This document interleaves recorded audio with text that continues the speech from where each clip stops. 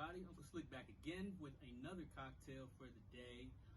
This time I'm going tiki with it. I've got my nice little tiki glass here. So today we're going to do a jungle bird. And again, like I said, we keep these things funky. So again, I'm going to do my version of a jungle bird. Not to have anything against anybody else's. I just like mine's super boozy. So here we go. First things first, we're going to go ahead and start off with our non-alcoholic stuff, and then we're going to dive right into the good stuff. All right, so first things first, because it's going to already have a lot of sweet kind of things inside of it, there's no need for a lot of sugars that kind of go with it. So in your shaker tin, which is going to be very important, you're going to have to use that. We're going to do about a ½ ounce of simple syrup here. Okay, next up, you're going to add your lime juice. You're going to want to add about 3/4 of an ounce of your lime juice. About the same in pineapple juice.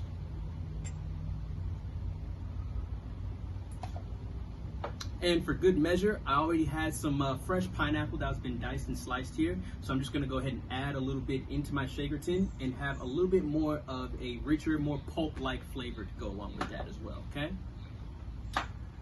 Now, here we go, on to the good stuff. Now, most jungle birds that you have, they're going to have a dark rum. I elected to use Plantation 5-year aged rum. So that one's going to be one of my favorite. That's a dark rum that I use. Of course, another thing that we like to add to that is Campari. It's making another appearance again. Last time we did a Negroni. Campari is one of the main key components of that. So we're going to add Campari to that. So with the Campari, we're going to do about 3/4 of an ounce of that to kind of start off with.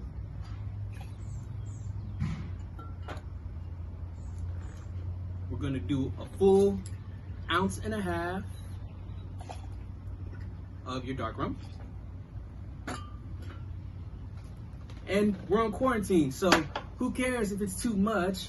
We're going to add a little bit of regular silver rum. I elect to choose Bacardi Silver. You can use any other type of rum that you might like. I just like Bacardi because it's clean, it's efficient, it's popular, but it's actually a really good rum to have. A lot of people recommend it. It's a good house rum for most home bars and bars just kind of out and about once they do open back up. So we're going to add about a ½ ounce of your regular silver rum.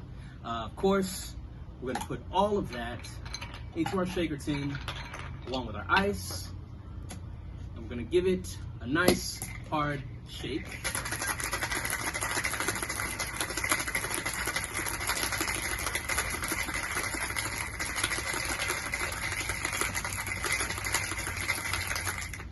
Most of the time people do that within about 15 seconds. 10 to 15 seconds isn't okay. Some people, their litmus test is if they kind of hear ice chipping away. That's why a lot of bartenders, you'll see that shake the ice tin closer to their ears. But you're going to want to have that. I do have that lesson on another video of mine as well. But last but not least, of course, when it's all said and done, you're definitely going to want to pour that into your glass. All of it. Boom. Has that nice pink color. I also had this glass chilled as well, so don't be alarmed.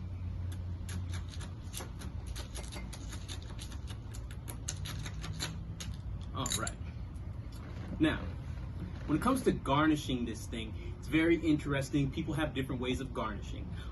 Again, you kind of see how I do my thing a little bit here. I'm big on bitters just because I like high tannins. I'm not really big on a lot of sugars or anything like that. So the way I like to do it is put a nice hefty amount of bitters just right on the top, and it'll give it a nice little bit of a darker color that you'll kind of see right toward the very top of the glass there. If you kind of look a little closer, you'll kind of get a chance to get a look at that.